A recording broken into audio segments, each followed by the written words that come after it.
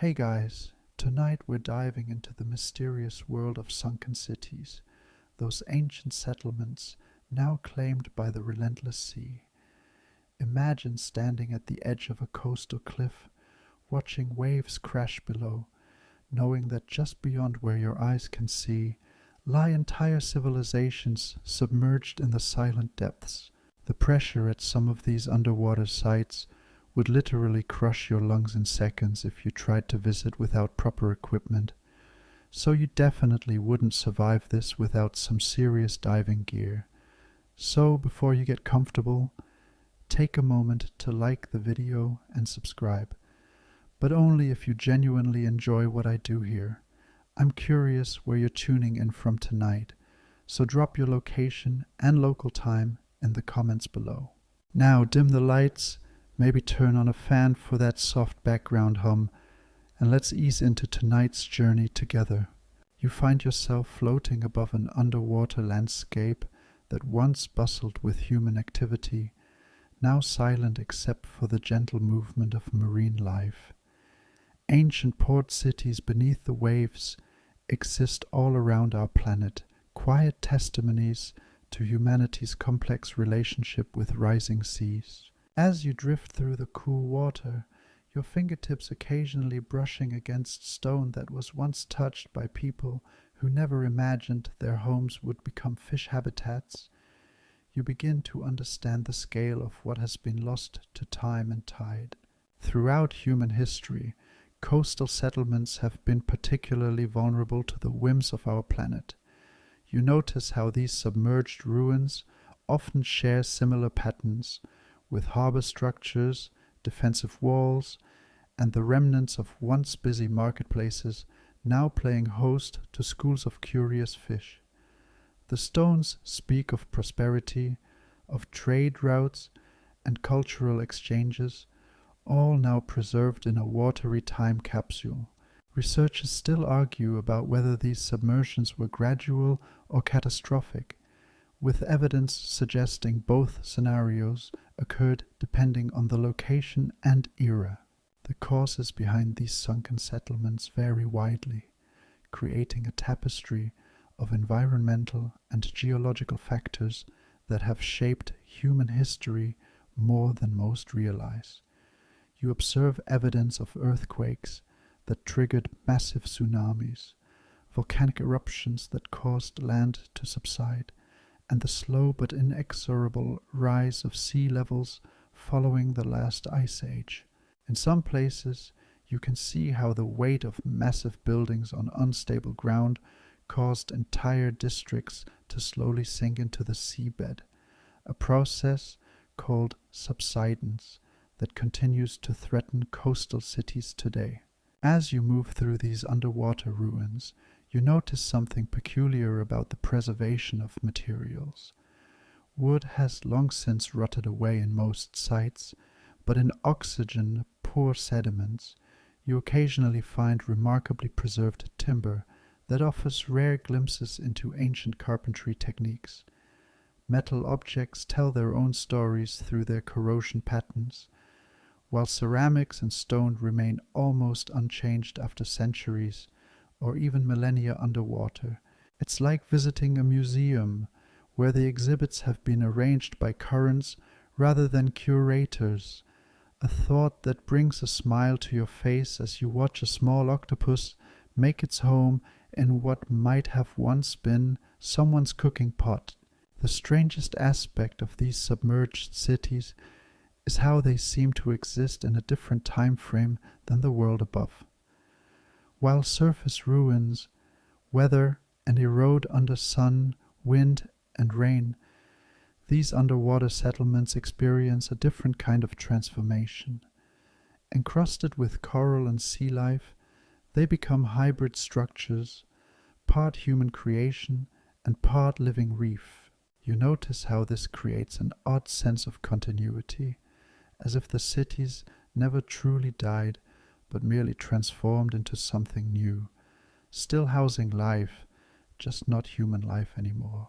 Many of these underwater sites were discovered surprisingly recently, some within just the last few decades, You find it remarkable that entire cities could remain hidden for thousands of years, their existence sometimes preserved only in myths and legends that archaeologists once dismissed as fantasy. The legend of Atlantis, while still unproven, has motivated countless underwater explorations that have instead uncovered real submerged settlements that time had forgotten. It's like searching for a unicorn and finding a herd of unusual horses instead. Perhaps less magical, but no less fascinating. Modern technology has revolutionized how these sites are studied. You watch as remote-operated vehicles equipped with high-definition cameras document structures too deep for conventional diving.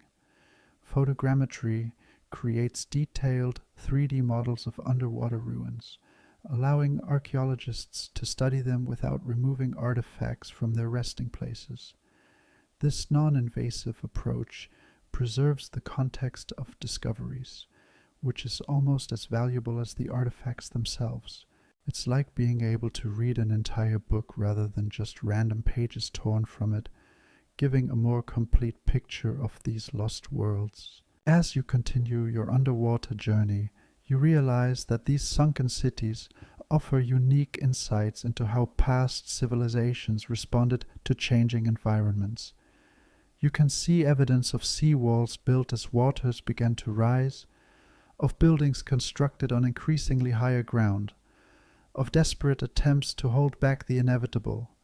These adaptation strategies mirror conversations happening in coastal cities today, creating an eerie sense of history preparing to repeat itself. The main difference being that our ancestors lacked satellite data and climate models, while we have no such excuse for inaction. The light begins to fade as you drift deeper into the underwater landscape, the blues turning to greens, and finally to a deep indigo that signals the transition to the next phase of our journey.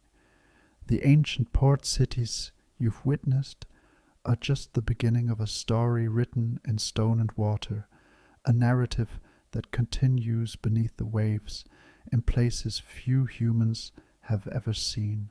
As you prepare to explore even deeper mysteries, you carry with you the understanding that the boundary between land and sea has always been more fluid than fixed, a lesson written in the silent streets of cities claimed by the ocean. You drift with the current, leaving behind the general overview of sunken settlements and focusing now on a specific lost world.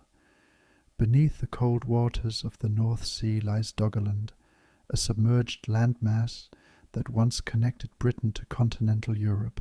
As you hover above this underwater landscape, you try to imagine it as it once was, not as a seabed dotted with fishing trawlers above, but as a lush inhabited plain where hunter-gatherers roamed freely between what are now separate countries. The seafloor here holds secrets that completely transform our understanding of European prehistory, revealing that what we now call islands were once simply highlands in a continuous territory. The scale of Doggerland is difficult to comprehend, even as you survey it. You're floating above what was once a landmass, roughly the size of modern-day Netherlands, a vast territory that gradually disappeared beneath the waves between 18,000 and 5,500 BCE. This wasn't a small coastal settlement that succumbed to rising tides, but an entire region, complete with hills, valleys, rivers, and lakes, all now hidden beneath the churning North Sea.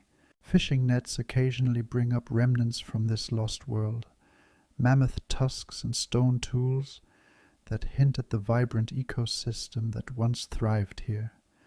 Researchers still argue about the population density of Doggerland, with estimates ranging from sparse nomadic groups to relatively settled communities taking advantage of the rich coastal resources. You notice how the underwater topography still bears the ghostly imprints of ancient river valleys, now appearing as deeper channels cutting across the seabed. These submerged river systems once connected the Thames, Rhine, and Seine into a massive watershed that drained into the Atlantic. As you follow these ancient riverbeds, you can almost see the camps that would have dotted the banks, places where Mesolithic peoples gathered to fish, hunt, and process their food. The rivers would have been highways for these early Europeans, allowing them to travel and trade across vast distances and dug out canoes, creating connections between communities that archaeological evidence is only beginning to reveal. The flora and fauna of Doggerland were remarkably diverse, creating a prehistoric paradise for its human inhabitants. You imagine the landscape as it once was, covered in dense forests of oak, elm, and lime in the highlands, with marshes and wetlands in the lowlands. Herds of red deer and wild boar would have moved through these forests, while aurochs, the massive wild ancestors of modern cattle, grazed in open meadows. The waters teemed with fish, and the marshlands attracted countless waterfowl. It was a hunter-gatherer's dream, a place of abundance that could support human communities year-round without the need for agriculture, which had not yet reached this part of Europe. One of the strangest aspects of Doggerland is how it challenges our modern conception of geography as something fixed and permanent. You find it almost disorienting to consider that the English Channel, that seemingly eternal boundary between Britain and the continent, is actually a relatively recent feature in geological terms. The people who lived in Doggerland would have had no concept of Britain as an island, no sense of the English as somehow separate from their continental neighbours. These artificial distinctions, which have shaped so much of European history and politics, would have been meaningless to them. It's like discovering that your family's generations-old feud with the neighbours started only because someone built a fence where a communal garden once stood. The end of Doggerland came not as a single catastrophic event, but as a series of environmental changes punctuated by disasters. You can see evidence of the gradual sea level rise that slowly claimed the lowlands as the great ice sheets of the last glacial period melted. This slow inundation would have pushed human communities into increasingly smaller territories, forcing adaptations in lifestyle and social organization. But around 6200 BCE, something more dramatic occurred, an event that may have delivered the final blow to what remained of this vanishing land. Beneath the sediment layers lies evidence of a massive tsunami triggered by the Stodorega Slide, a gigantic underwater landslide off the coast of Norway. You can almost feel the terror of Doggerland's inhabitants as a wall of water up to 5 meters high crashed over their remaining lands, wiping out communities in minutes and accelerating the already inevitable submersion. The archaeological exploration of Doggerland represents one of the most challenging frontiers in prehistoric research. You watch as teams of marine archaeologists use advanced seismic survey techniques to map the hidden landscape beneath the seabed, creating detailed reconstructions of the terrain as it would have appeared before inundation.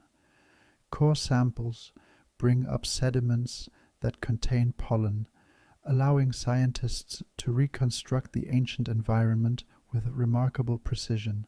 Occasionally, more substantial finds emerge, like the partial skeleton of a Neanderthal recovered from the seabed, suggesting that Doggerland's human history extends even deeper into the past than initially thought.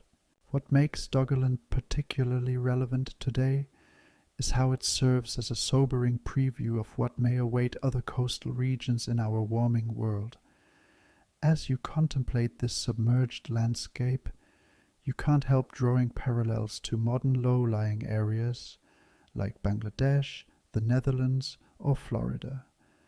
The people of Doggerland had no choice but to retreat from the advancing seas, abandoning their homes and adapting to new territories and lifestyles. The story is written not just in the artifacts recovered from the seabed, but in the genetic makeup of modern Europeans, particularly those in coastal regions of the North Sea, who carry the legacy of these displaced peoples in their DNA. The cultural memory of this drowned land may have persisted long after its disappearance, encoded in the myths and legends of the peoples who descended from its refugees. You consider how stories of great floods appear in cultures worldwide, including those of Northern Europe.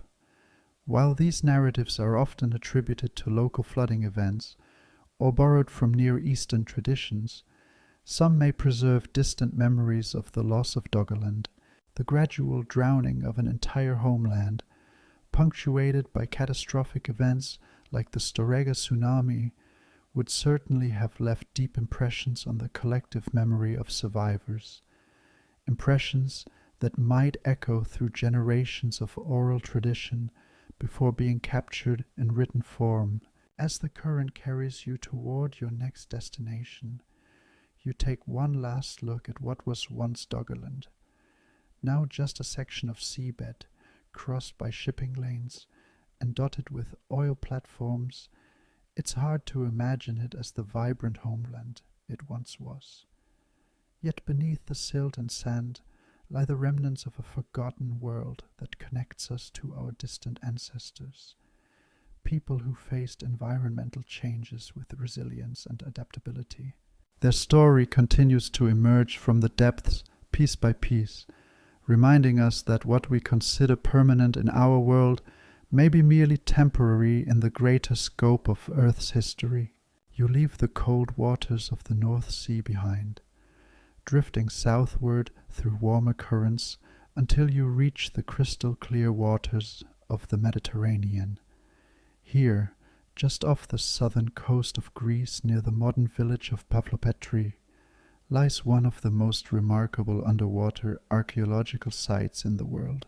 Sunken warnings from Pavlopetri emerge as you descend toward a perfectly preserved Bronze Age town, its street grid and building foundations clearly visible beneath a mere 3 to 4 meters of water. Unlike Doggerland, which requires imagination to visualize as it once was, Pavlopetri presents itself to you with startling clarity, its urban planning as evident as if you were looking at an architectural model. Dating back to at least 3000 BCE and possibly earlier, Pavlopetri flourished for 2 millennia before being claimed by the sea around 1000 BCE. You move along what were once busy streets, noting how they form a coherent urban plan that suggests sophisticated city design existed far earlier than many historians once believed. The layout reveals a community that understood the principles of urban planning, with buildings arranged in organized blocks and streets meeting at right angles, creating an ancient grid system that would look familiar to residents of many modern cities.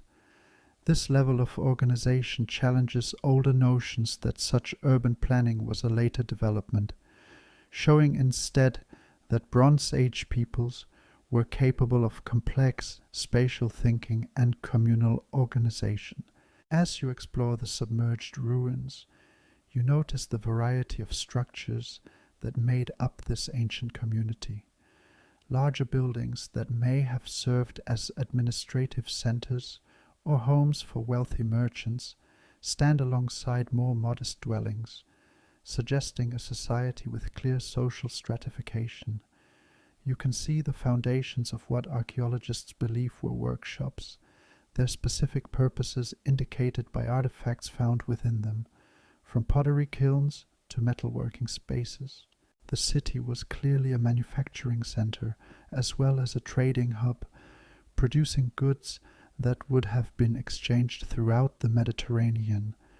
Researchers still argue about whether Pavlopetri was an independent city-state or part of the Minoan or Mycenaean spheres of influence, with evidence suggesting connections to both of these dominant Bronze Age civilizations.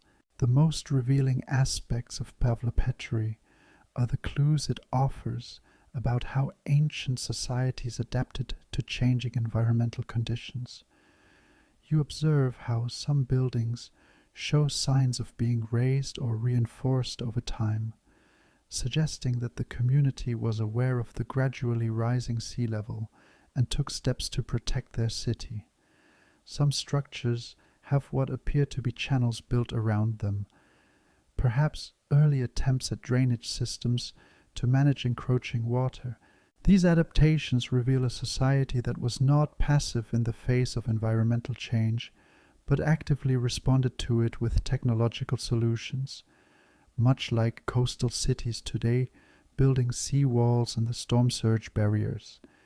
It's like watching the ancient equivalent of modern climate adaptation strategies, a sobering reminder that humans have been grappling with rising seas for thousands of years. One of the strangest discoveries at Pavlopetri is evidence that the city may have continued to function even as parts of it began to submerge. You notice how some structures show signs of modification that would only make sense if they were partially underwater, suggesting a gradual adaptation to the changing coastline rather than a sudden abandonment. This challenges the common narrative of catastrophic abandonment that dominates many archaeological interpretations of submerged sites. Instead, it appears that the people of Pavlopetri may have been remarkably resilient, adjusting their way of life as their environment changed around them, perhaps becoming more dependent on maritime activities as their land territory shrank. It's like watching a community gradually transform from farmers to fishermen as their fields become fishing grounds, a transition that may have occurred over generations. The preservation of Pavlopetri is nothing short of miraculous, a result of being submerged in the relatively gentle, sediment-poor waters of the Mediterranean. You marvel at how even delicate artifacts remain in context, from ceramic vessels to stone tools, offering archaeologists a rare opportunity to study a Bronze Age town in its entirety, rather than through the limited lens of traditional excavation. The site has been compared to Pompeii for its level of preservation, though instead of volcanic ash, it was the sea that froze to this ancient community in time. The lack of oxygen in the sediments covering some areas has even preserved organic materials that would have long since decomposed on land, including wooden objects and plant remains that provide invaluable insights into daily life nearly 5,000 years ago. The maritime aspects of life at Pavlopetri are particularly well represented in the underwater ruins. You explore what was once a bustling harbor, with stone slipways where Bronze Age ships would have been drawn up onto the shore for loading, unloading, and maintenance. The design of these facilities suggests that maritime trade was central to the economy of Pavlopetri, connecting it to a wider Mediterranean world of exchange that included Egypt, Crete, Cyprus, and the Levant. Artifacts found at the site confirm these connections, including pottery styles from across the region and raw materials that could only have come from distant lands. The people of Pavlopetri were not isolated villagers, but cosmopolitan traders engaged in the sophisticated commercial networks of their time, something like the international business travelers of the Bronze Age. Perhaps the most valuable lesson from Pavlopetri comes from understanding why it ultimately succumbed to the sea.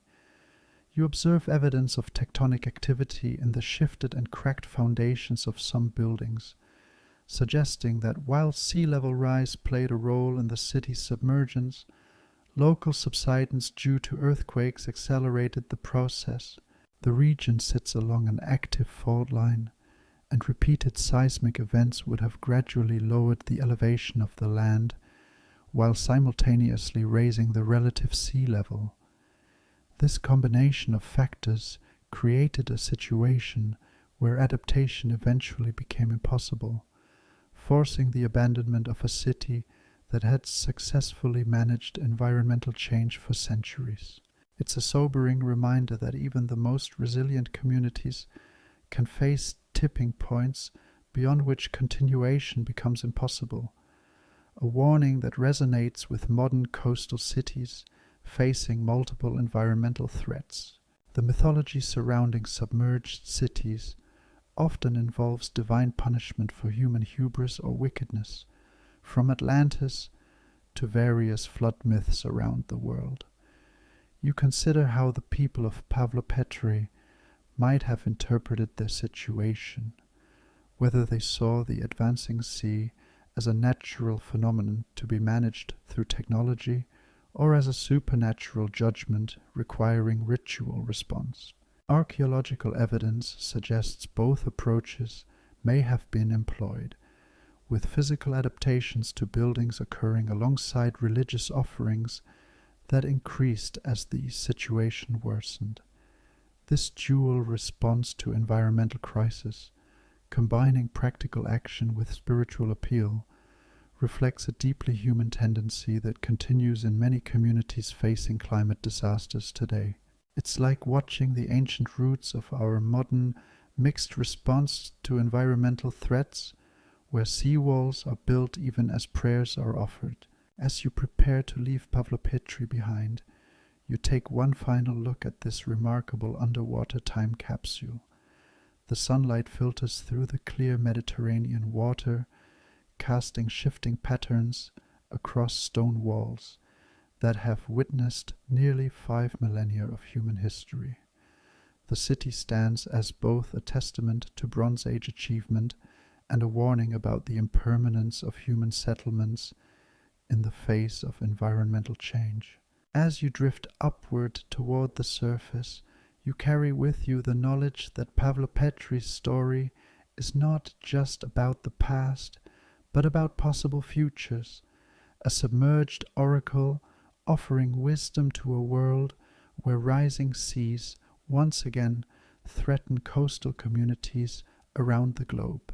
You follow the Mediterranean currents eastward, the water growing warmer and more saline as you approach the Egyptian coastline. Here, in the harbor of modern Alexandria, lies another underwater marvel, but one of a much later period than Pavlopetri. Alexandria's underwater palace district spreads before you, the remnants of what was once the most magnificent royal quarter in the ancient world. Unlike the humble Bronze Age structures you just left behind, these ruins speak of imperial grandeur and cosmopolitan luxury.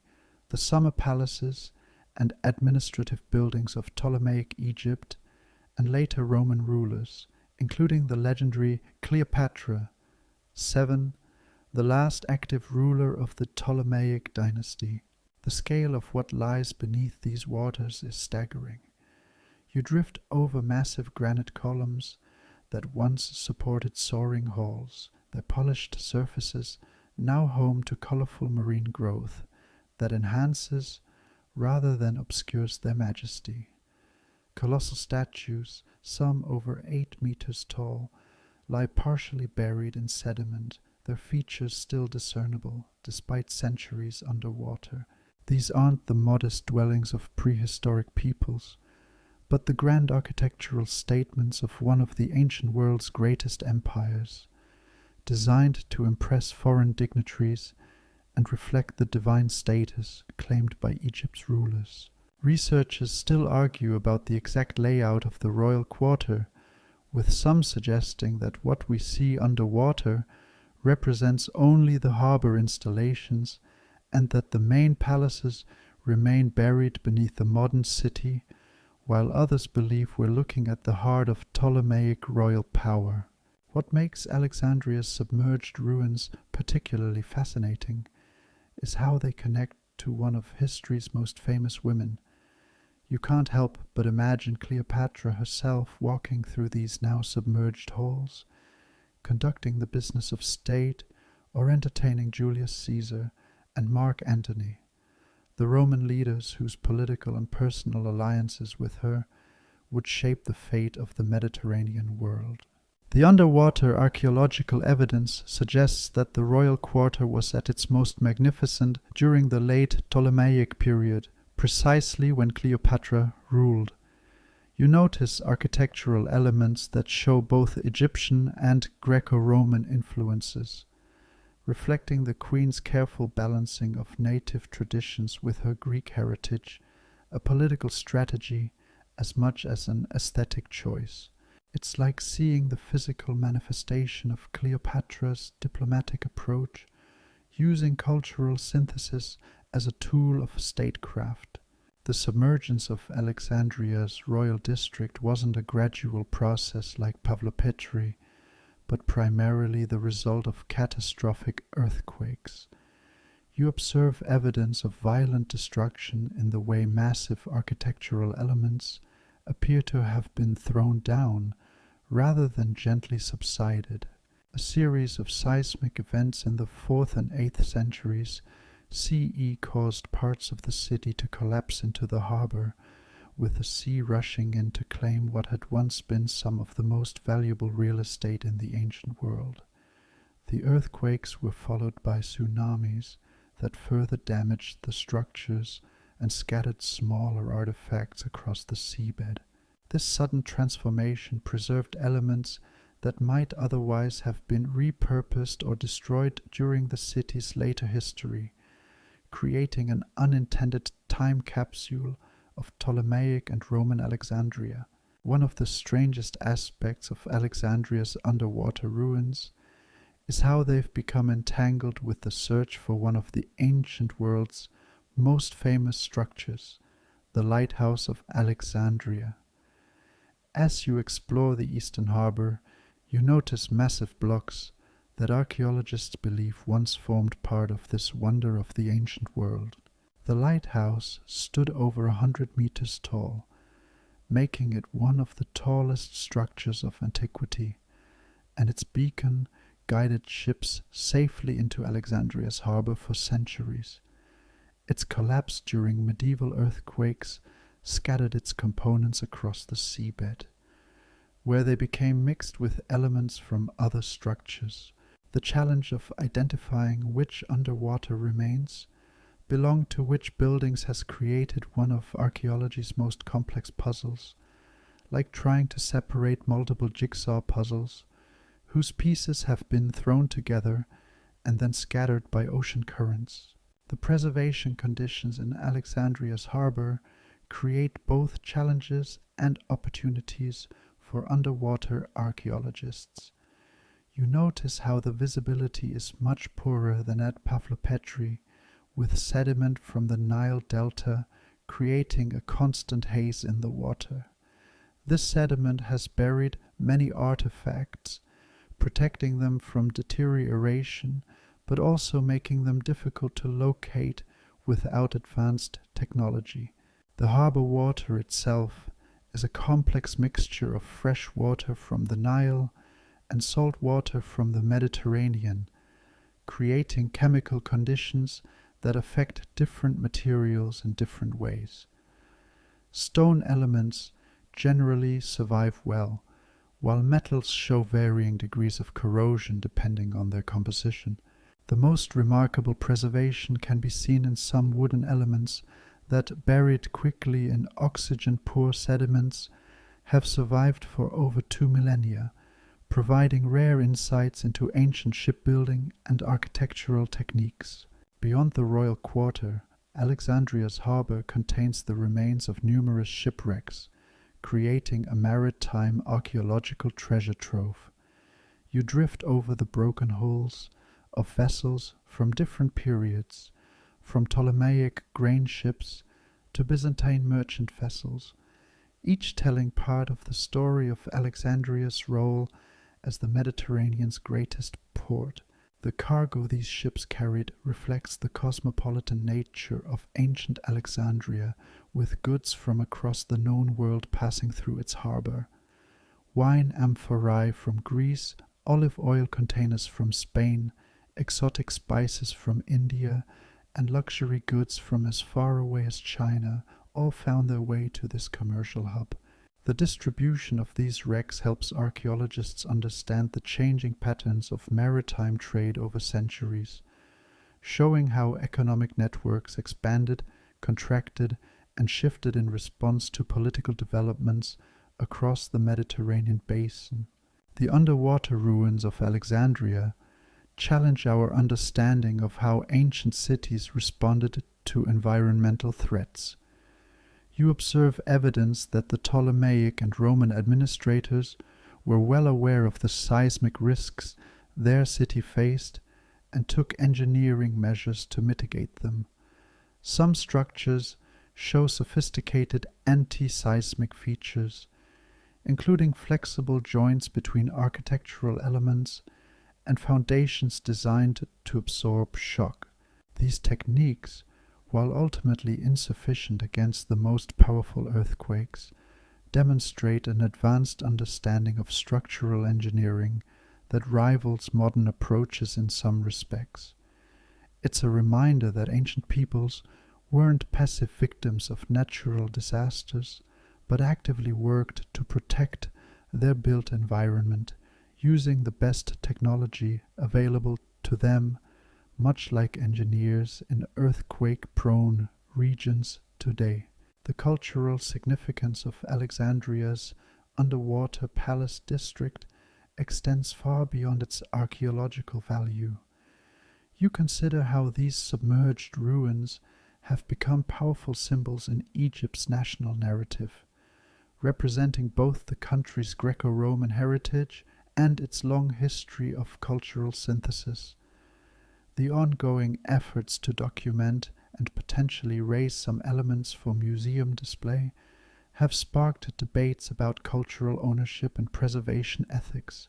Should these remains be left in situ as an underwater museum, accessible only to divers, or should they be recovered and displayed where the general public can appreciate them?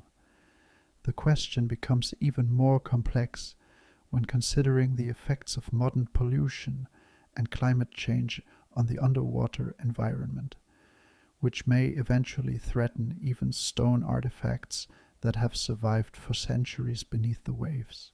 As the light begins to fade in Alexandria's harbor, casting long shadows across the submerged columns and statues, you take a moment to appreciate the historical layers represented in this underwater landscape.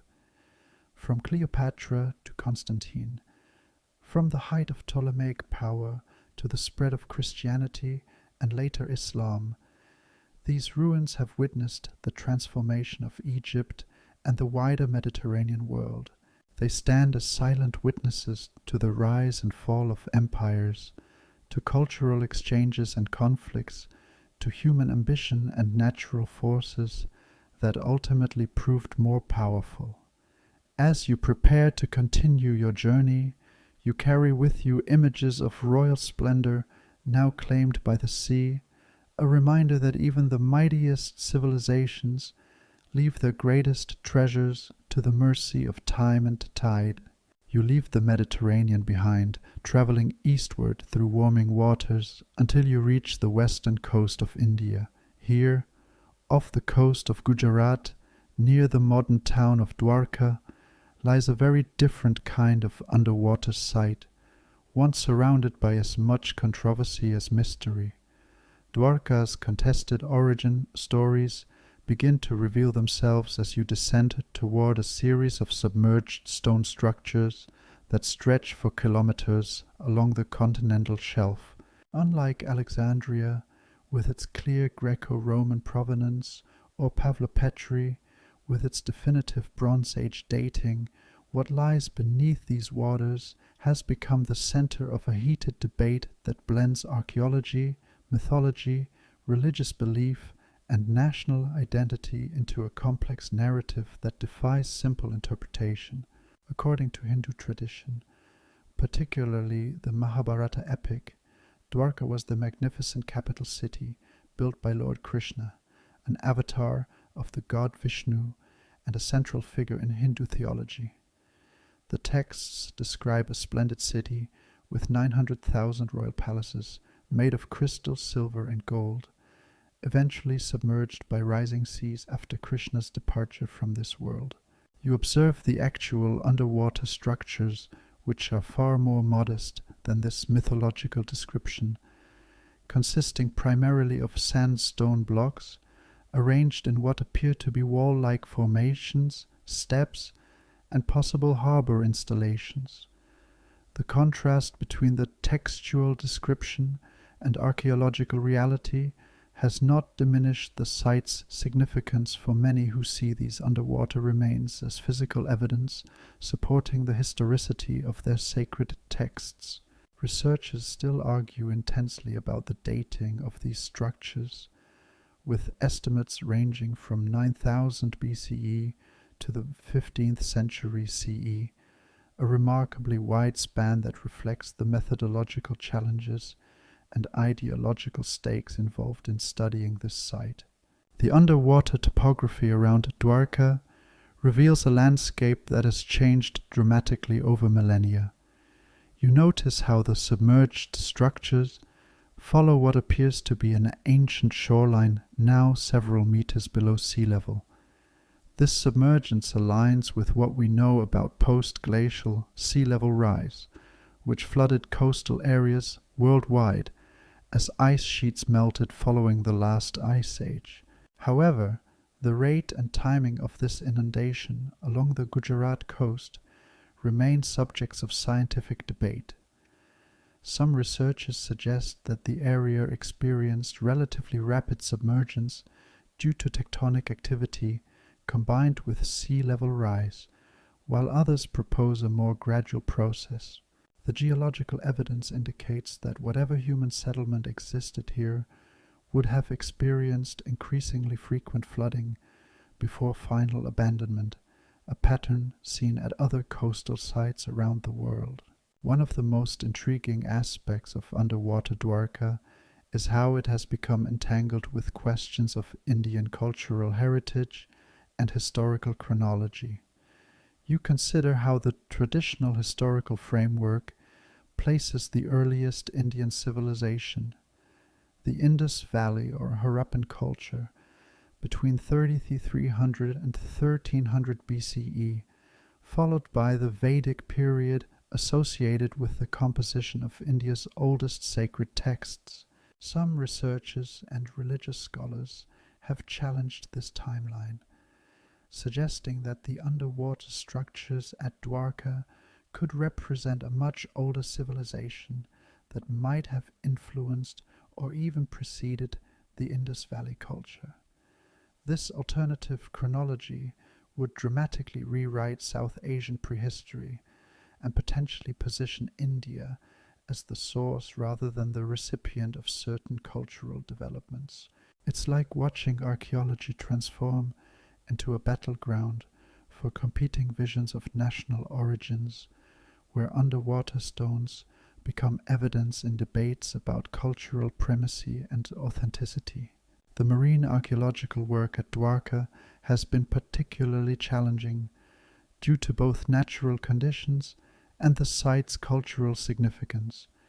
You notice how the waters here are much less clear than at Pavlopetri or even Alexandria, with strong currents and seasonal monsoons that limit the research window and constantly shift sediments covering the structures.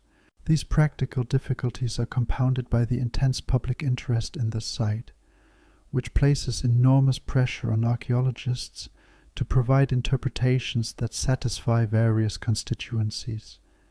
The strange result is a kind of archaeological uncertainty principle, where the very act of investigating the site becomes influenced by expectations about what should be found there. You can almost see the tension between methodical scientific documentation and narrative-driven interpretation playing out among the submerged stones, a dynamic rarely acknowledged in official reports, but evident in the wide divergence of conclusions drawn from the same physical evidence. The material culture recovered from underwater Dwarka presents its own puzzles. You observe how relatively few artifacts have been found compared to other submerged sites, with most discoveries consisting of stone anchors, pottery fragments, and the occasional copper coin. This scarcity makes dating and cultural attribution particularly difficult and has led to competing interpretations based on the same limited evidence. Some researchers point to similarities between certain pottery styles found underwater and those from known historical periods, while others emphasize unique characteristics that might suggest different cultural affiliations. The stone anchors, which range from simple to sophisticated designs, indicate maritime activity spanning potentially thousands of years, creating a palimpsest of seafaring history that defies neat categorization. It's like trying to identify the authors of a manuscript where multiple hands have written over the same pages, each partially erasing and modifying what came before. Beyond the archaeological debates, underwater Dwarka has become significant in discussions about ancient maritime capabilities and trade networks. You consider how the location along the Gujarat coast would have positioned any settlement here at a strategic point for commerce between the Arabian Peninsula, Mesopotamia, and South Asia.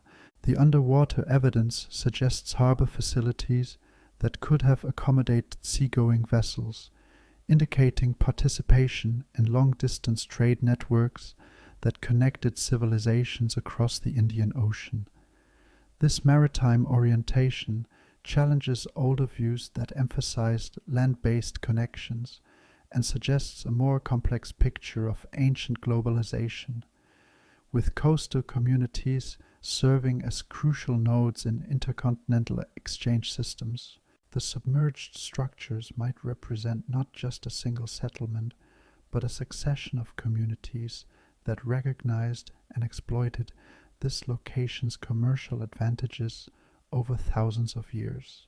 The relationship between underwater archaeology and climate change awareness gives Dwarka additional contemporary relevance.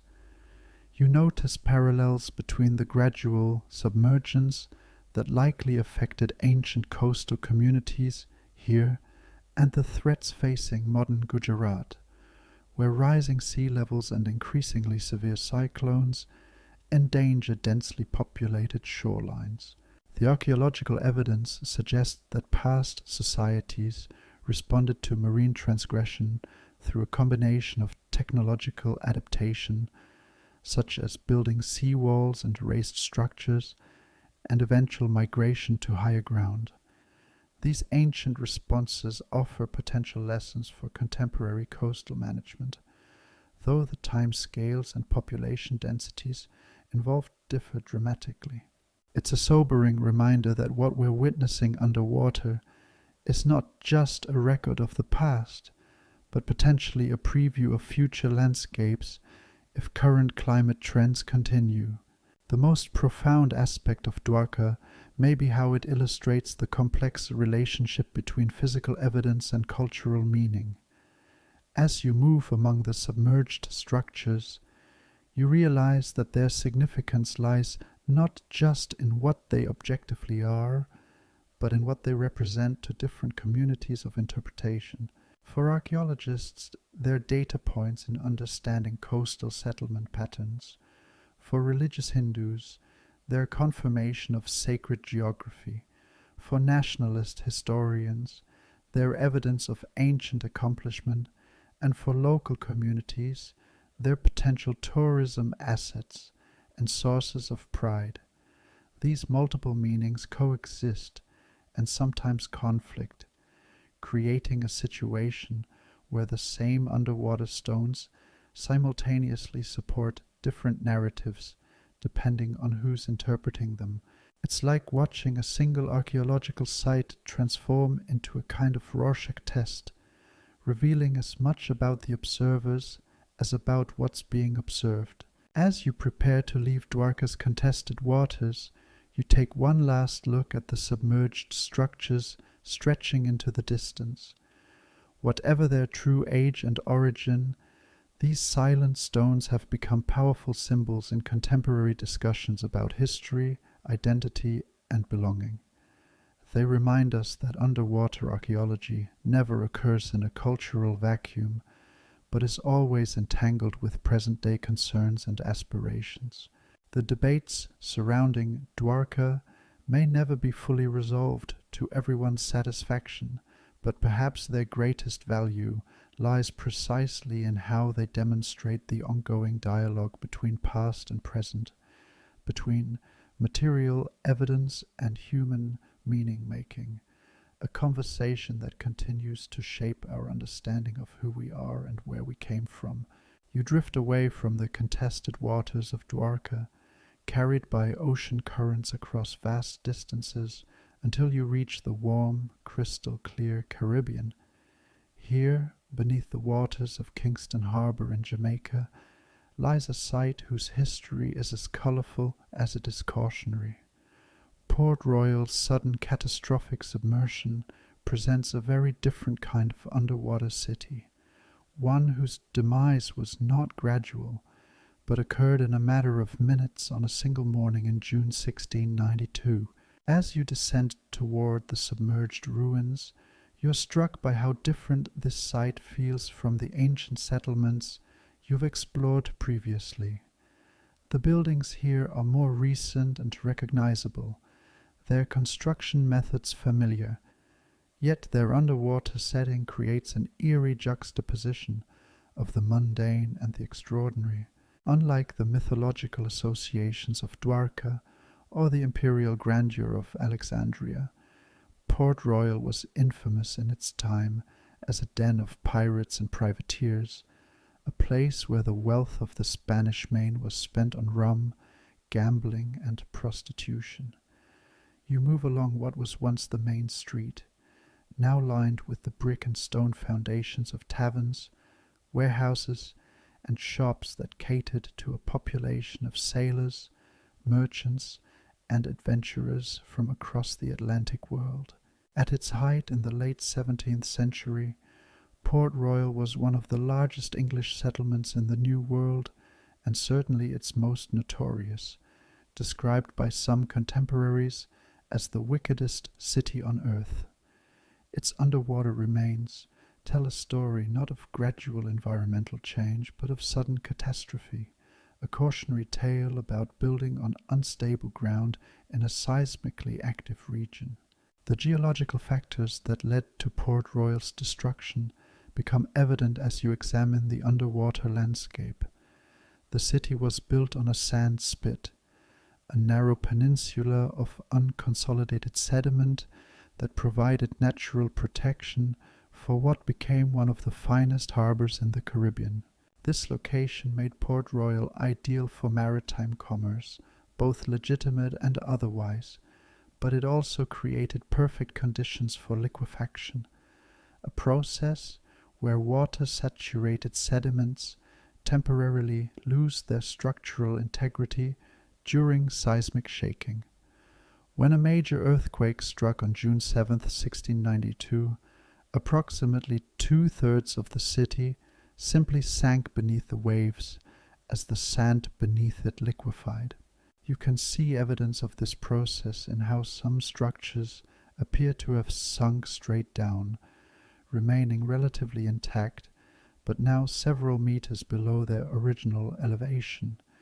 Researchers still argue about the exact magnitude of the earthquake, with estimates ranging from 7.5 to 9.0 on the modern scale, but all agree it was one of the most destructive seismic events in Caribbean history. The preservation conditions at Port Royal have created an archaeological time capsule of extraordinary value. You notice how the rapid submersion trapped everyday objects in their original contexts, from pewter plates still sitting on dining tables, to pocket watches frozen at the moment the earthquake struck. The oxygen-poor mud that quickly covered many areas has preserved organic materials that would normally decompose, including wooden structures, leather goods, and even food remains. This level of preservation allows archaeologists to reconstruct daily life in a 17th century Caribbean port with remarkable detail, from the contents of shop inventories to the meals being prepared when disaster struck.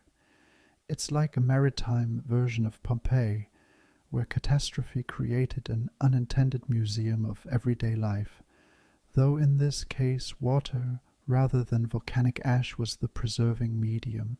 One of the strangest aspects of Port Royal's underwater ruins is how they challenge popular perceptions of pirate havens.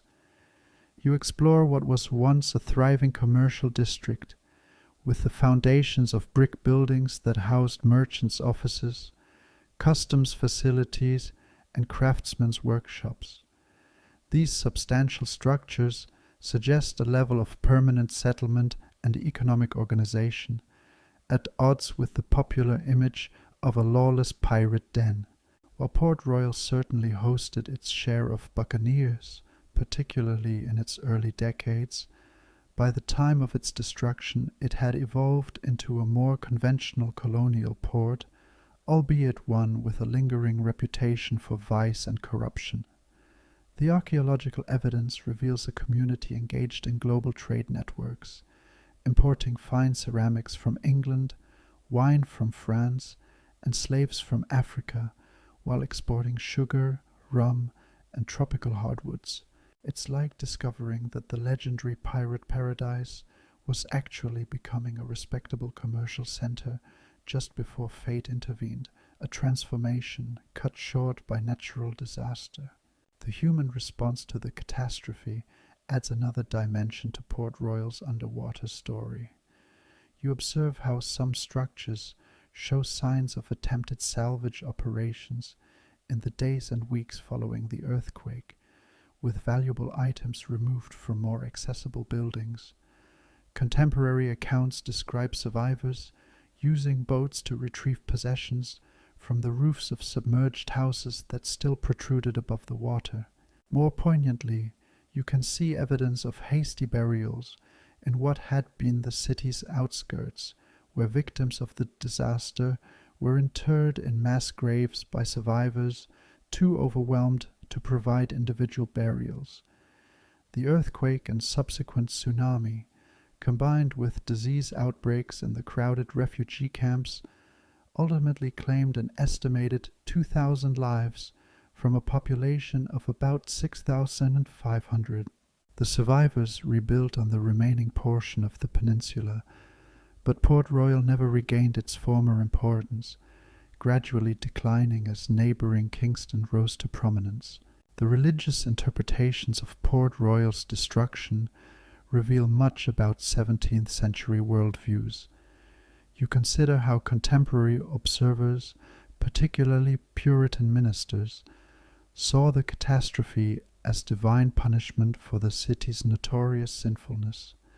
Sermons and pamphlets published in England and New England held up Port Royal as an object lesson in God's wrath against wickedness, comparing it to the biblical cities of Sodom and Gomorrah.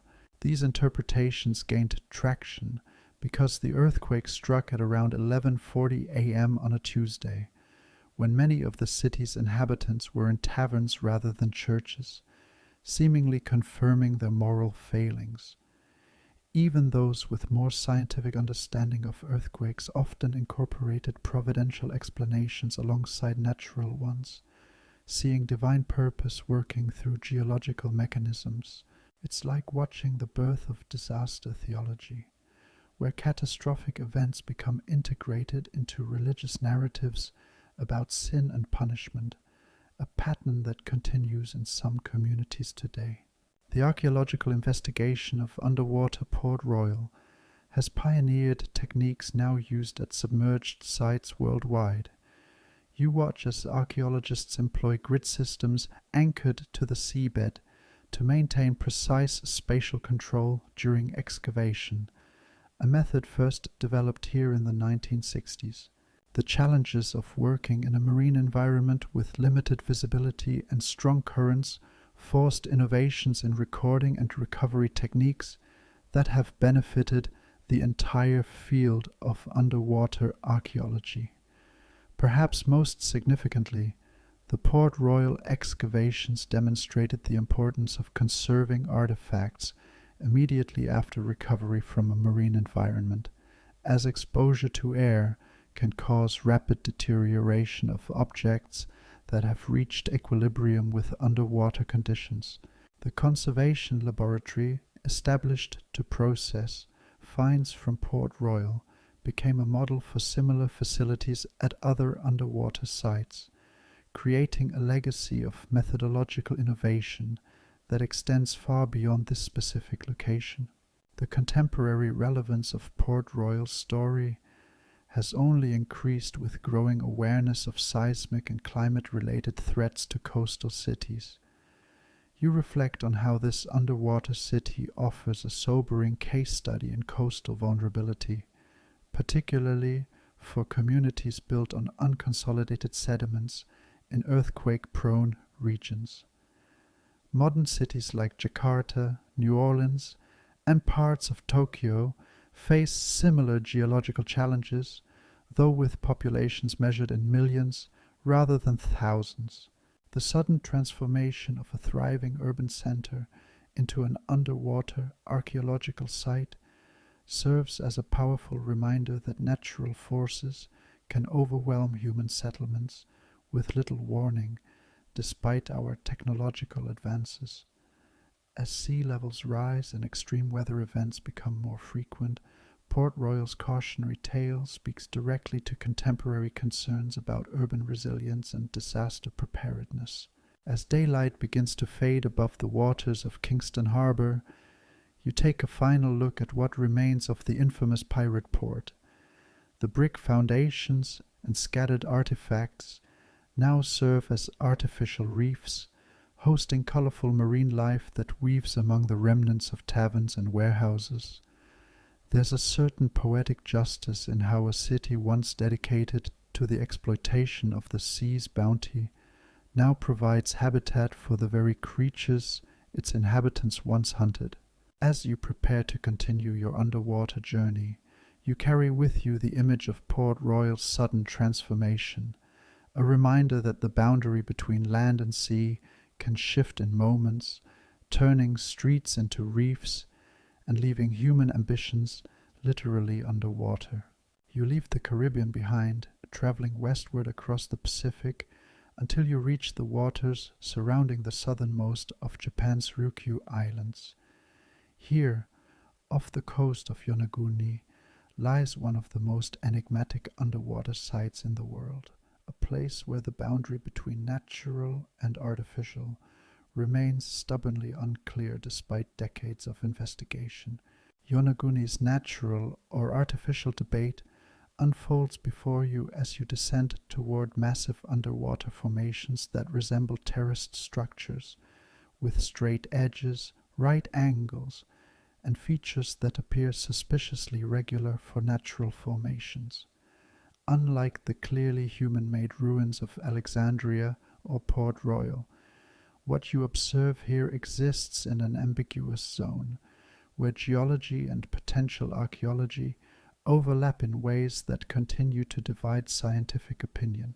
The underwater formations at Yonaguni were first discovered in 1987 by dive tour operator Kihachiro Aratake, who was exploring the waters off the island's coast in search of new spots to observe hammerhead sharks.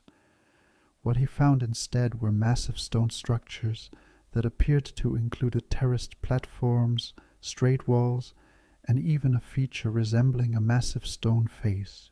You swim along what some call the main monument, a rectangular formation measuring roughly 150 meters long by 40 meters wide and rising 27 meters from the sea floor. Its flat terraces and straight edges create an impression of architectural design, while channels that could be interpreted as drainage systems or ceremonial pathways cut across its surface.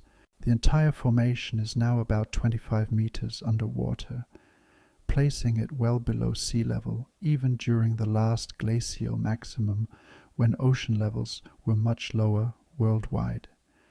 Researchers still argue intensely about whether these features represent the work of human hands, natural geological processes, or some combination of both, with the debate often reflecting broader theoretical positions about ancient human capabilities and the interpretation of ambiguous evidence. The geological context of the Yonaguni formations provides crucial background for understanding the controversy. You observe how the structures are composed of sandstone layers that formed through natural sedimentation processes millions of years ago. These layers were subsequently shaped by tectonic forces that tilted them from their original horizontal position, creating the stepped appearance visible today.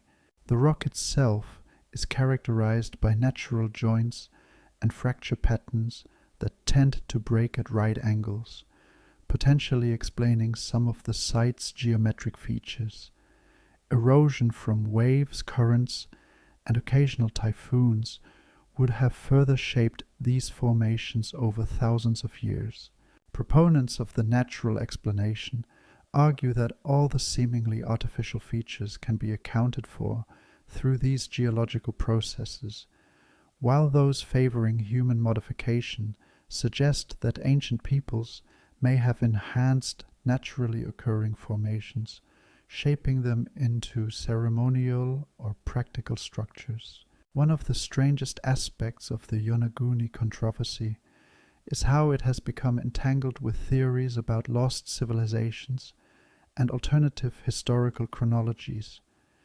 You consider how some researchers have connected these underwater formations to legends of Mu or Lemuria, hypothetical lost continents in the Pacific that have no basis in mainstream geology but persist in popular imagination. Others have suggested links to the Jomon culture, Japan's earliest known complex society, proposing that the structures might represent a previously unknown maritime extension of this primarily land-based civilization. These interpretations often involve pushing human technological capabilities much further back in time than conventional archaeology allows, suggesting sophisticated stoneworking and engineering skills existed in the region over 10,000 years ago. It's like watching archaeology transform into a battleground between conventional and alternative historical narratives, with underwater rocks serving as the contested evidence. The most compelling arguments for artificial modification focus on specific features that seem difficult to explain through natural processes alone. You examine what some researchers have identified as post holes, straight rows of rounded depressions that appear to be regularly spaced across certain surfaces. Nearby, you notice what resembles a stone basin with drainage channels leading away from it, and further along, a series of parallel grooves that some interpret as tool marks. Perhaps most intriguing is a narrow tunnel that passes completely through one section of the formation, creating what could be interpreted as an entrance or passageway. While none of these features definitively proves human involvement, their cumulative effect creates an impression of intentionality that has convinced some researchers that at least partial modification occurred. The debate continues because these same features can be alternatively explained through natural weathering processes, including the action of marine organisms and the differential erosion of rock layers with varying hardness. The methodological challenges of investigating the Yonaguni formations have contributed to the ongoing controversy. You observe how the site's underwater location makes traditional archaeological techniques difficult to apply, while strong currents and occasionally poor visibility complicate detailed documentation. The absence of clearly identifiable artifacts associated with the structures further complicates attribution, as does the lack of organic material suitable for radiocarbon dating. Without these conventional archaeological markers, researchers must rely primarily on visual inspection and geological analysis, methods that leave considerable room for interpretation. The strange result is a kind of archaeological Rorschach test, where the same underwater formations can appear obviously artificial to some observers and clearly natural to others, with both groups citing scientific principles to support their conclusions. The cultural and economic significance of the Yonaguni formations extends beyond academic debates. You consider how these underwater structures have become important to local identity and tourism, with dive operators bringing thousands of visitors annually to view what many guides explicitly describe as a submerged ancient city. This economic incentive creates pressure to maintain the more dramatic interpretation, regardless of scientific consensus. At the same time, the formations have been incorporated into discussions about Japanese cultural origins and historical continuity, sometimes in ways that serve nationalist narratives about the uniqueness and antiquity of Japanese civilization. The underwater site thus functions simultaneously as a scientific puzzle, a tourist attraction, and a symbol in cultural identity discourse, with these different roles sometimes coming into tension with one another. The environmental context of the Yonaguni formations provides important clues about their possible history.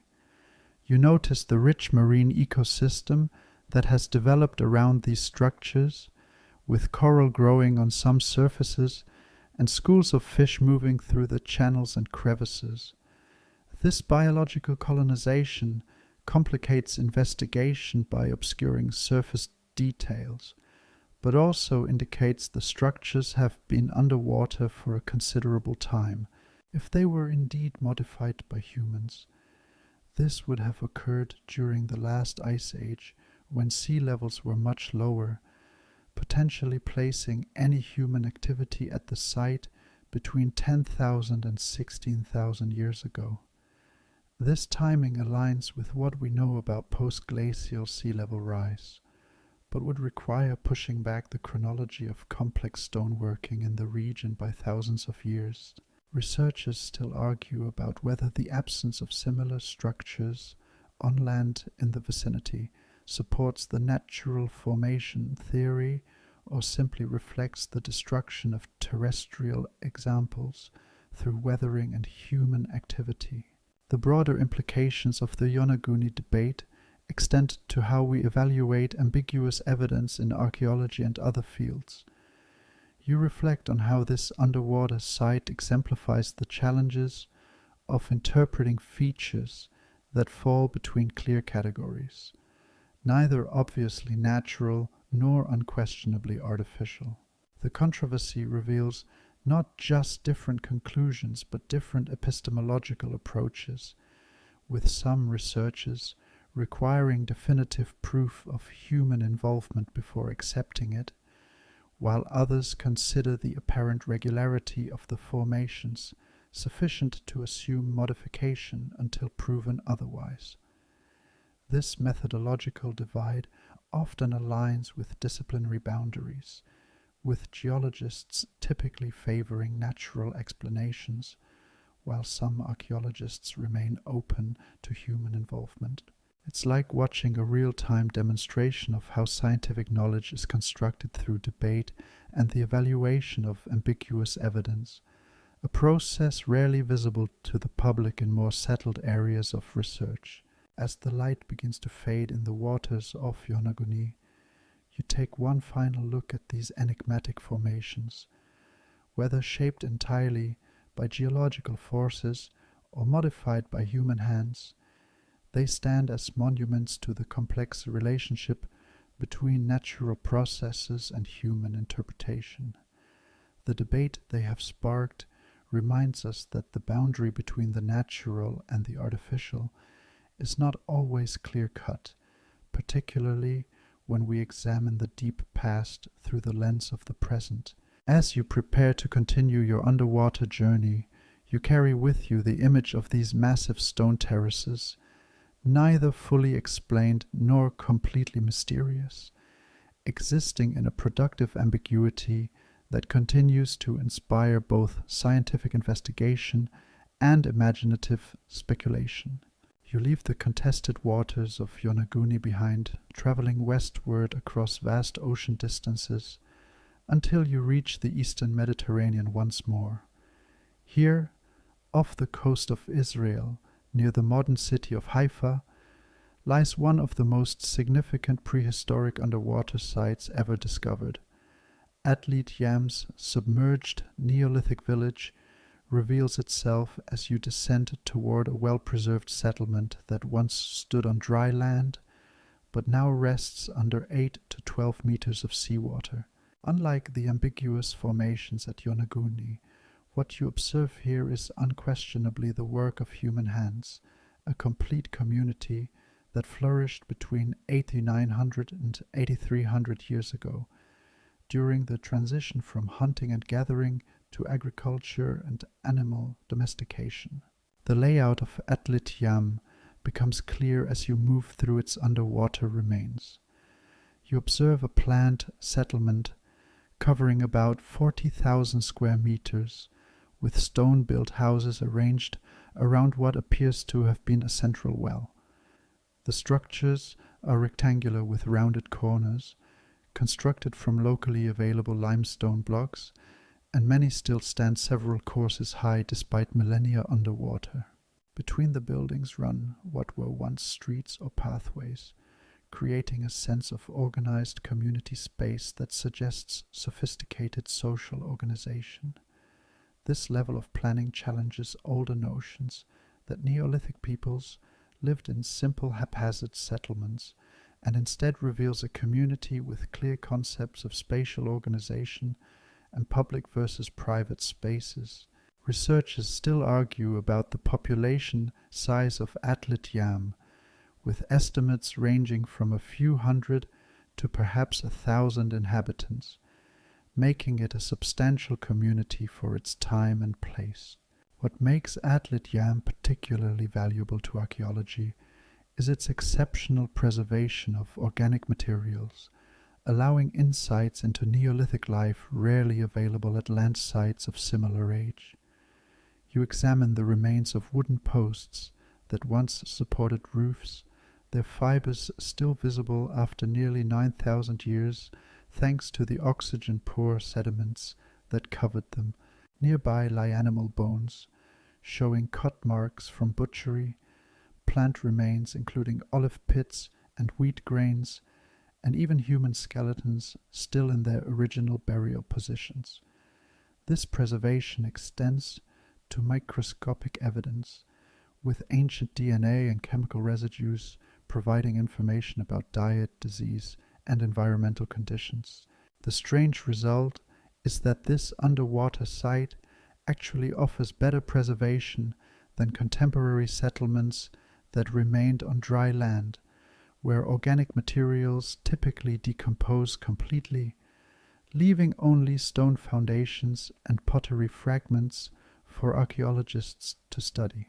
The most remarkable feature of Atlit Yam is a stone circle that appears to have served ritual purposes, one of the oldest such structures ever discovered. You circle this arrangement of 7 megalithic stones surrounding a freshwater spring, noting how the stones were positioned to align with astronomical events, possibly the summer solstice. This discovery pushes back the known history of organized ritual spaces in the Levant by thousands of years, and suggests that even early agricultural communities devoted significant resources to non-utilitarian structures. The presence of human and animal remains near the stone circle, hints at sacrifice or ceremonial burial practices, though the exact nature of the rituals performed here remains speculative. It's like finding an underwater Stonehenge that predates its famous British counterpart by about 4,000 years, forcing reconsideration of when humans began creating monumental ceremonial architecture. The subsistence patterns revealed at Atlit Yam provide crucial insights into the transition from hunting and gathering to farming and herding. You observe evidence of a mixed economy that combined traditional maritime resources with agricultural innovations. Fish bones and mollusk shells indicate continued reliance on marine food sources, while domesticated cattle, sheep, and goat remains show animal husbandry was well established. Carbonized seeds of domesticated wheat and barley demonstrate crop cultivation, though wild plant remains suggest gathering still played an important role. This combination of subsistence strategies would have provided food security through diversification, allowing the community to weather environmental changes by shifting emphasis between different resources as needed.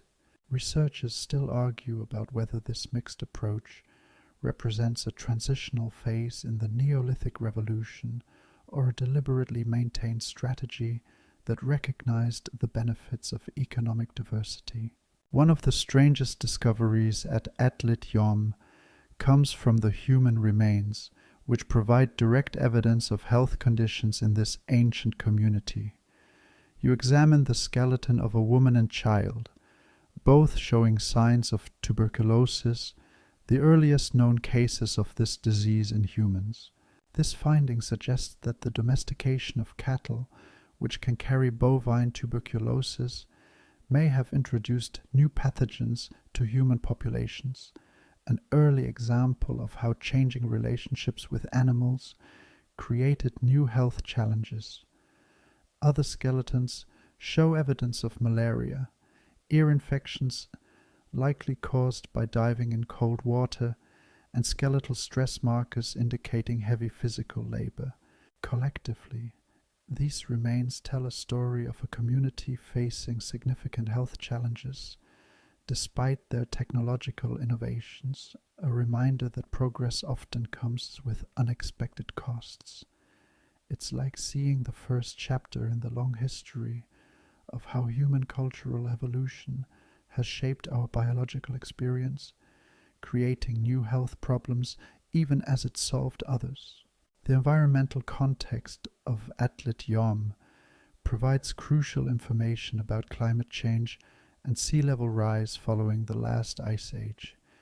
You notice how the settlement was built on what was once a coastal plain near the mouth of a river, a location that would have provided access to both marine and terrestrial resources. Sediment cores from the area reveal that sea levels were rising throughout the occupation period, gradually inundating low-lying areas and forcing adaptations in settlement patterns. The final abandonment of the site coincides with an acceleration in sea level rise, possibly triggered by a catastrophic event known as the 8.2 kilo-year event, a sudden cooling period caused by the final drainage of glacial Lake Agassiz in North America. This climatic disruption would have affected rainfall patterns across the Mediterranean, potentially making agriculture less reliable at precisely the time when rising seas threatened coastal settlements. The parallels to contemporary climate change concerns are striking, though the Neolithic community faced these challenges without modern technology or scientific understanding. The technological capabilities demonstrated at Atlit Yom challenge conventional views of Neolithic societies. You examine evidence of sophisticated woodworking, including what appears to be a dugout canoe, suggesting maritime mobility beyond simple coastal fishing. Stone tools show specialized designs for different tasks, from harvesting grain to processing animal hides, indicating a complex material culture adapted to the community's diverse subsistence activities. Perhaps most impressive is the central well, which was dug through solid bedrock to a depth of over 5 meters and lined with dry stone walling to prevent collapse. This feat of engineering would have required coordinated labor and planning, as well as an understanding of groundwater dynamics that allowed the community to access fresh water even during dry seasons. The presence of these technologies suggests that Neolithic peoples possessed greater technical knowledge and organizational capabilities than they are often credited with, forcing reconsideration of traditional narratives about prehistoric technological development. The ultimate fate of Atlit Yam's inhabitants remains one of the site's most compelling mysteries. You consider the various scenarios that might explain the community's abandonment, from gradual retreat in the face of rising seas to sudden evacuation following a catastrophic event. Some researchers have suggested that a tsunami triggered by a volcanic collapse in Sicily's Mount Etna may have delivered the final blow to an already vulnerable settlement, pointing to a layer of sand covering some structures as possible evidence. Others argue for a more gradual abandonment, as rising groundwater made the location increasingly untenable for agriculture. What seems clear is that the community did not simply perish in place, as the orderly arrangement of the site and the absence of scattered human remains suggest a planned departure rather than a sudden disaster. The inhabitants likely moved to higher ground inland, perhaps joining other communities or establishing new settlements that maintained cultural continuity despite geographical relocation. As twilight approaches in the waters off Israel's coast, you take one final look at this remarkable underwater time capsule. Atlit Yam stands as testimony to human resilience and adaptability in the face of environmental change, showing how our ancestors responded to challenges not unlike those we face today. The submerged village reminds us that sea level rise is not merely a modern concern, but a recurring feature of human experience, one that has shaped settlement patterns and triggered migrations throughout our species' history. As you prepare to continue your underwater journey, you carry with you images of stone houses and megalithic circles, of wells dug through bedrock and children buried with care, all speaking to the ingenuity and humanity of people who lived nearly 9 millennia ago, yet faced challenges that resonate powerfully with our contemporary concerns. You drift away from the Neolithic village of Atlit Yam, following Mediterranean currents southward until you reach the coast of Egypt once more. Here, at the mouth of the Nile's western branch, near the modern city of Alexandria, lies another underwater marvel that has yielded some of the most spectacular archaeological finds of recent decades. Heracleon's golden artifacts begin to emerge from the murky waters as you descend toward what was once Egypt's primary port of entry for Mediterranean trade before Alexandria's founding. Unlike the prehistoric remains of Atlit Yam or the contested formations at Yonaguni, what you observe here is a wealthy Greco-Egyptian city that flourished from the 7th century BCE until its mysterious submergence around the 8th century CE, a place known to ancient Greek historians but lost to modern knowledge until its rediscovery in 2000. The scale of underwater Heracleion, also known by its Egyptian name Thonis, becomes apparent as you move through its submerged streets and temple complexes. You observe massive stone temples dedicated to the god Amun-Gerib, the Egyptian equivalent of Zeus, their columns and walls now lying toppled but still impressive in their dimensions. Nearby stand the remains of harbor installations that once welcomed trading vessels from across the Mediterranean, with stone quays and mooring posts still in their original positions. The city appears to have been built on a network of islands intersected by canals, creating a Venice-like settlement that controlled access to the Nile Delta and served as Egypt's primary customs checkpoint for foreign goods. Researchers still argue about the exact population of Heracleion at its height, with estimates ranging from 20,000 to 50,000 inhabitants, making it one of the most important commercial centers in the ancient Mediterranean world before its unexpected submergence. What makes Heracleion particularly remarkable is the extraordinary wealth of artifacts recovered from its underwater ruins. You examine colossal statues of Egyptian pharaohs and queens standing alongside representations of Greek gods, a visual testament to the cultural synthesis that characterized this international port. Golden coins, jewelry, and ritual objects glint in the filtered sunlight, having survived centuries underwater in remarkable condition. Perhaps most spectacular are the religious treasures associated with the Temple of Amun-Gerib, including bronze ritual vessels, stone stelae covered in hieroglyphics, and votive offerings left by sailors seeking divine protection for their voyages. The preservation of these objects, many made from precious materials that would have been looted or melted down had the city remained accessible, creates an archaeological treasure trove that has revolutionized our understanding of Greco-Egyptian cultural exchange and religious practices. One of the strangest discoveries at Heracleion is the vast cemetery of ritual objects associated with the annual mysteries of Osiris, one of ancient Egypt's most important religious festivals. You move carefully among hundreds of ceramic vessels, small limestone sarcophagi, and bronze figurines that were deliberately deposited in a sacred area of the city as part of ceremonies commemorating the death and resurrection of Osiris, god of the afterlife. These objects, many containing soil and seeds symbolizing regeneration, were part of elaborate processions that connected Heracleion to the nearby sacred city of Canopus, creating a ritual landscape now entirely underwater.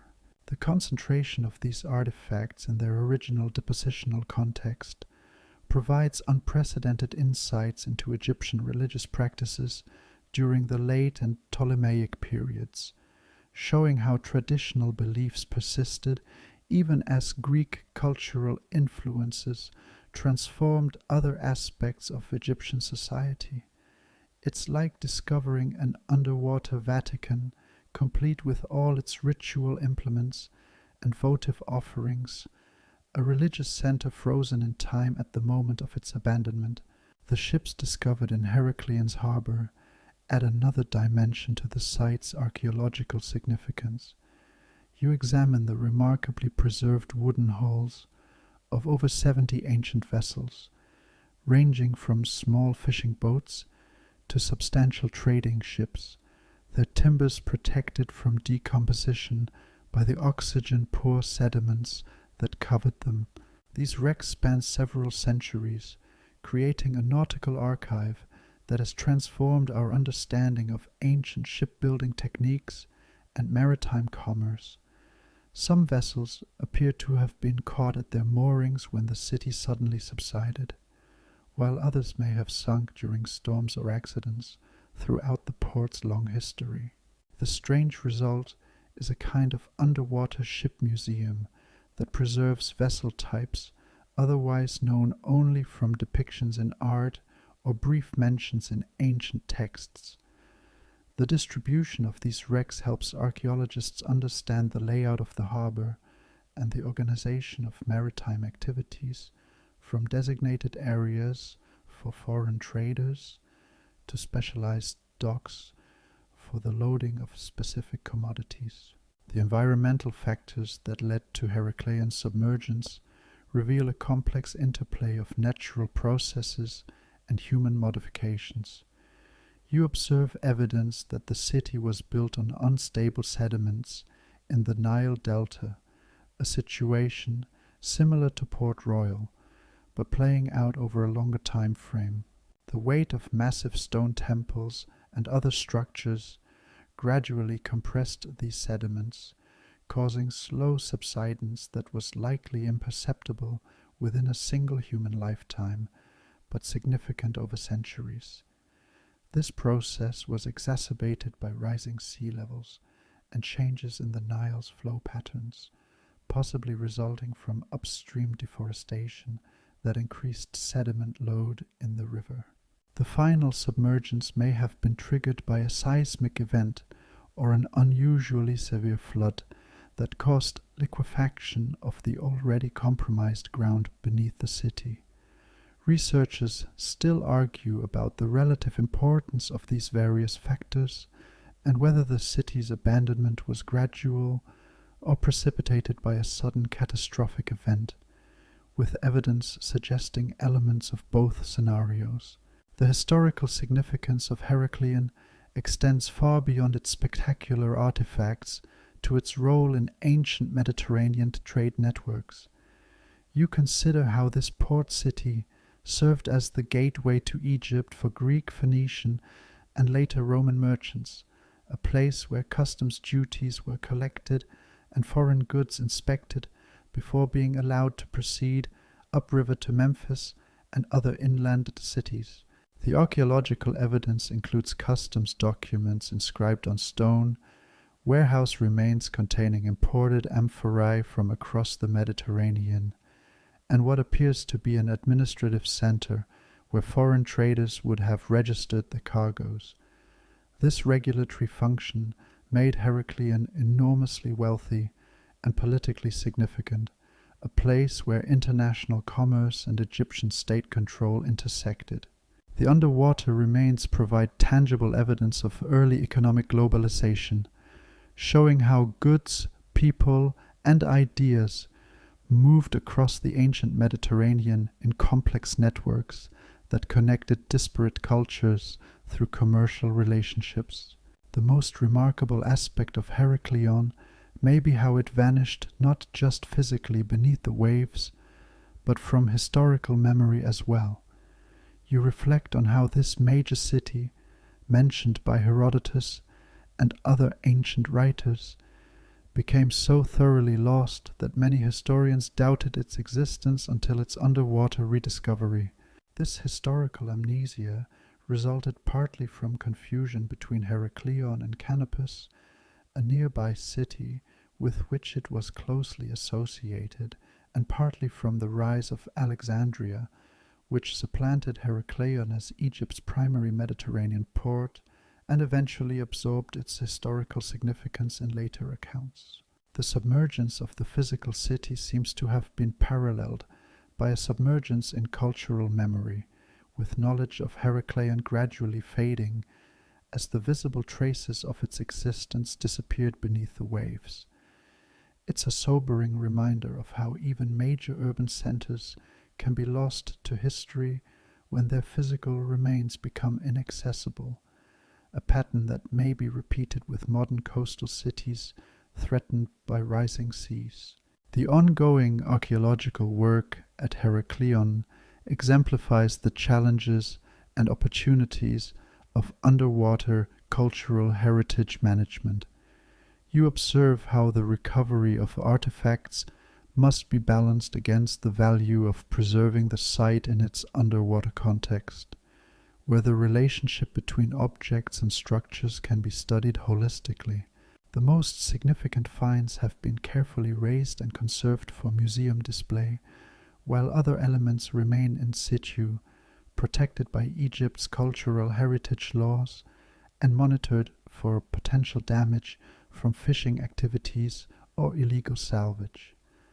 This balanced approach recognizes both the scientific value of contextual preservation and the public interest in accessing spectacular artifacts that illuminate ancient Egyptian and Greek culture.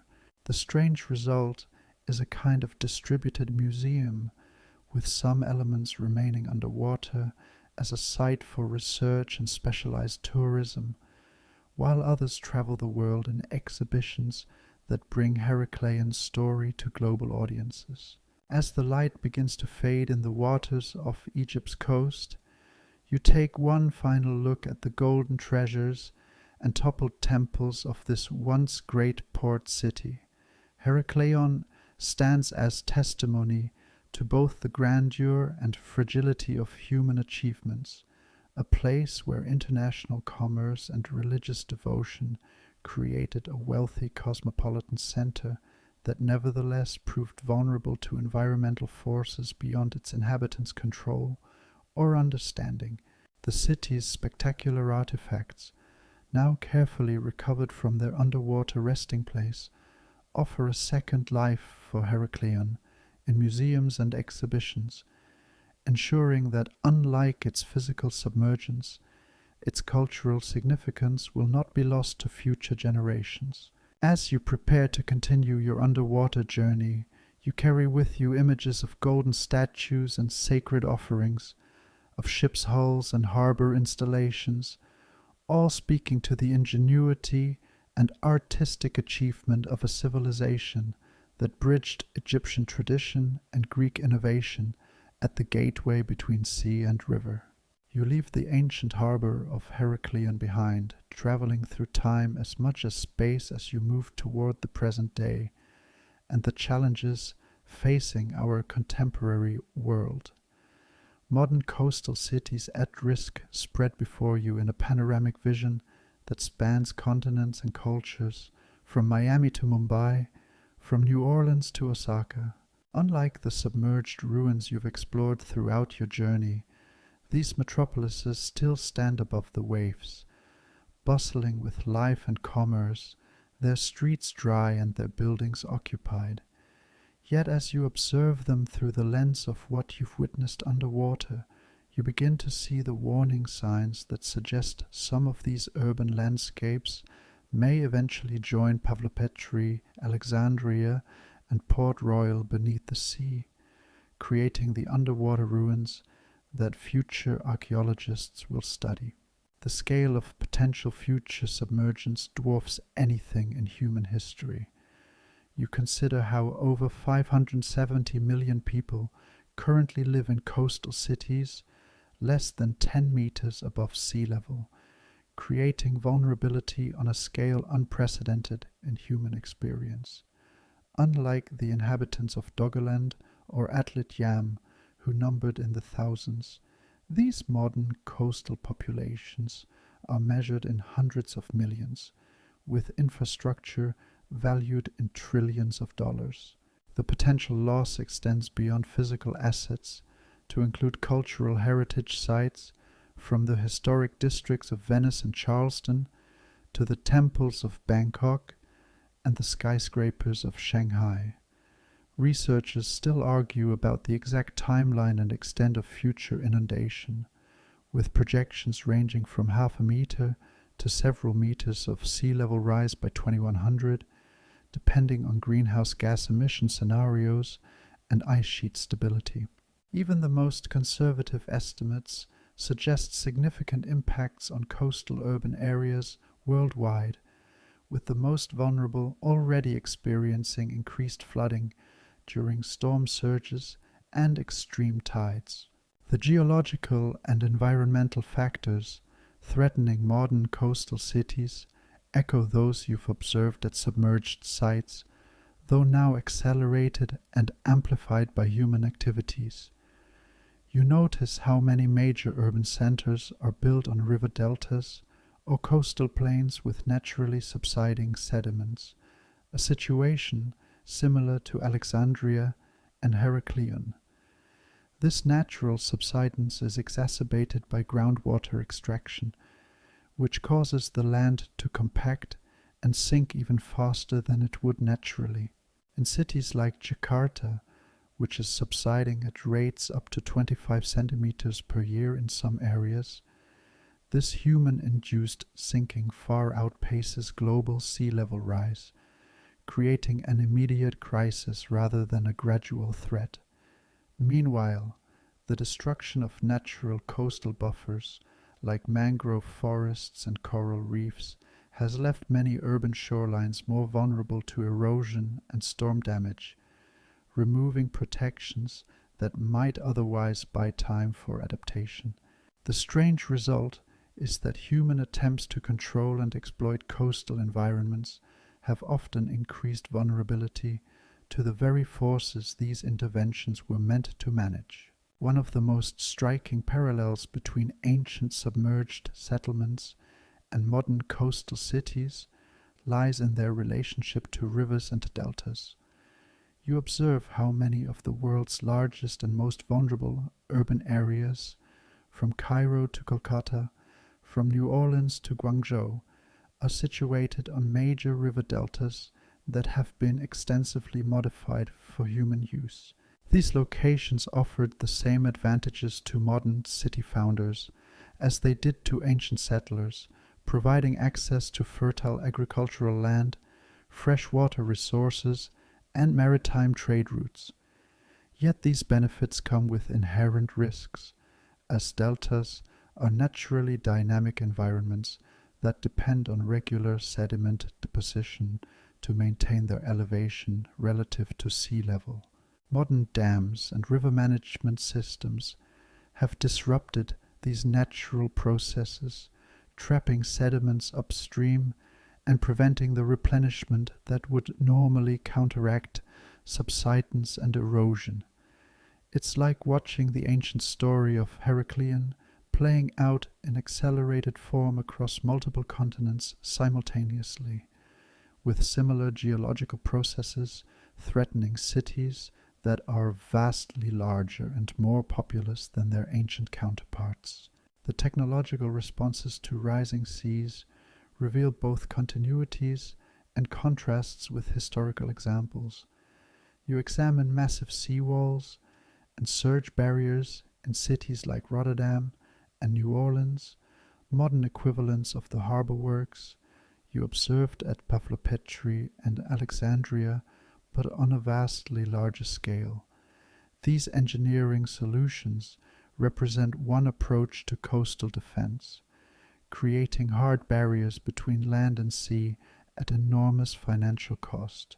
Other cities have opted for more flexible strategies, designating certain areas as floodable buffer zones or restoring natural ecosystems like wetlands and mangroves that can absorb storm surges while providing environmental benefits. The most vulnerable locations are beginning to implement managed retreat, the planned abandonment of areas deemed too costly or impractical to protect, a strategy that echoes the eventual response of ancient coastal communities, but with the advantage of foresight rather than reaction. Researchers still argue about the relative merits of these different approaches, with evidences suggesting that combination strategies tailored to local conditions may prove most effective.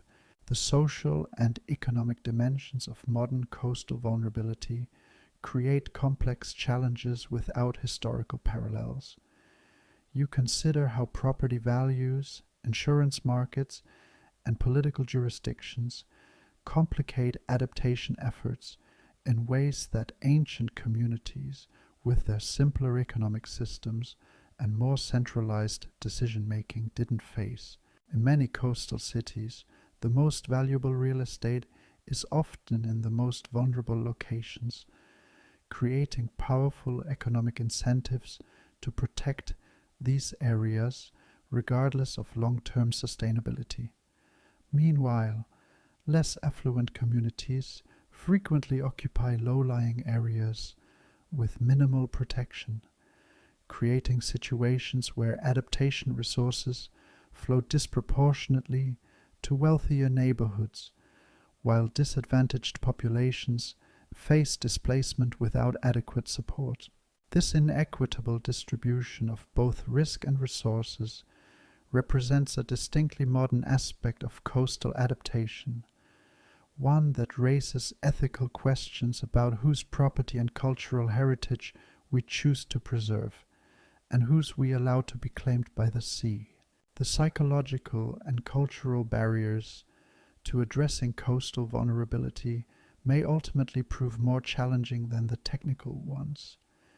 You observe how many coastal communities exhibit a kind of collective denial about their long-term prospects, continuing to build in vulnerable areas and resisting policies that might acknowledge the inevitability of some degree of retreat. This resistance stems partly from economic interests, but also from deeper attachments to place and identity, from the difficulty of imagining that streets and buildings that have defined communities for generations might not exist for future ones. The strange result is a disconnect between scientific understanding and social response, with coastal development often continuing or even accelerating in areas that climate models suggest will be underwater within decades. It's like watching communities build elaborate sandcastles as the tide rises, investing resources and identity in structures that physical reality will eventually reclaim regardless of human preference or sentiment. The most profound lesson from your underwater journey may be how it reframes our understanding of permanence and impermanence in human settlements. You reflect on how the submerged ruins you've explored were once living cities whose inhabitants likely assumed they would endure indefinitely, just as residents of modern coastal metropolises often do.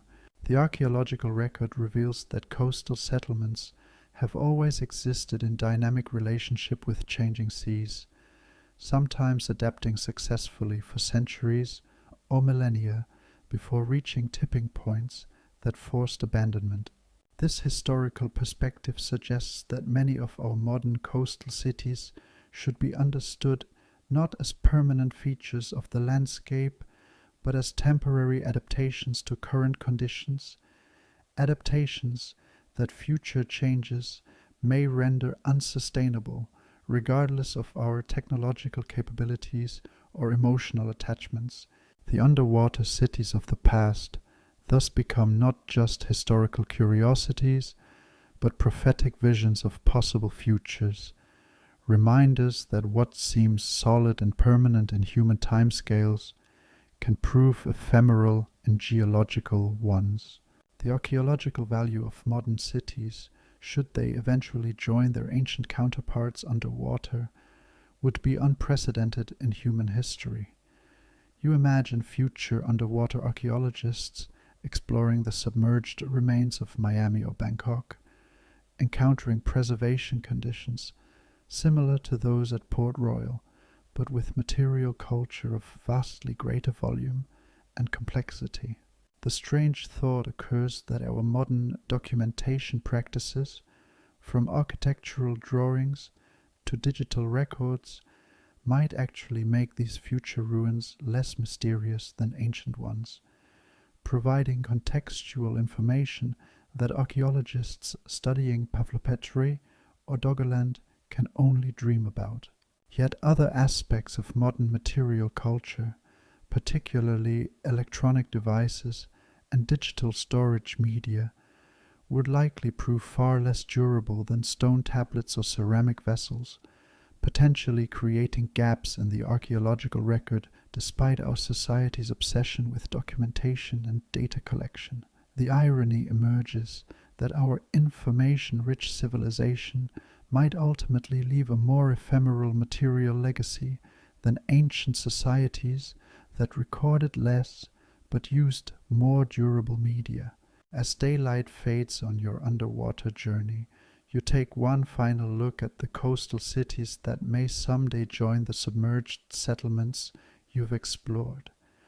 From the ancient stone houses of Atlit Yam to the glass skyscrapers of modern Shanghai, Human communities have always been drawn to the meeting place of land and sea, accepting the inherent risks of these dynamic environments in exchange for their abundant resources and connections.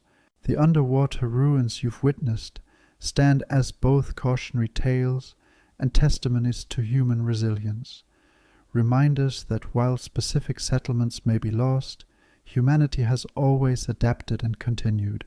As climate change accelerates coastal processes that have operated throughout human history, the lessons from submerged cities take on new urgency, offering insights from the past that might help shape more sustainable futures for the countless millions who continue to make their homes where land meets sea. As our journey through these sunken realms comes to a close, you find yourself gently rising toward the surface, the pressure easing as you ascend through layers of time and water. The images of what you've witnessed begin to soften around the edges, not fading entirely, but settling into your consciousness like sediment, slowly covering ancient stones. The rectangular foundations of Neolithic homes, the grand columns of Ptolemaic palaces, the brick warehouses of pirate havens, all these underwater monuments to human ambition and adaptation drift together in your mind, creating a composite picture of our species' long relationship with rising seas. The rhythmic sound of waves seems to carry whispers from these submerged communities, not warnings exactly, but gentle reminders that what we build has always existed in negotiation with forces larger than ourselves. There is something strangely comforting in this realization, a sense that even as specific places may be lost, the human story continues, adapting and evolving just as it has since our ancestors first built settlements along ancient shorelines now hidden beneath the waves. As you break the surface into moonlight, the boundary between what lies below and what remains above becomes a permeable membrane rather than a hard line, much like the ever-shifting interface between land and sea that has shaped human settlement patterns throughout our history. The underwater cities you've explored are not really lost but merely transformed, their stones and artifacts now hosting marine life in a new kind of community, their stories preserved in the collective memory that archaeology helps us maintain. Your breathing slows as you float on your back, looking up at stars that guided ancient mariners across the same waters that now cover their ports and harbors. These celestial constants have witnessed the slow dance of coastlines advancing and retreating, of human communities building and abandoning, of civilizations rising and falling like the tides themselves.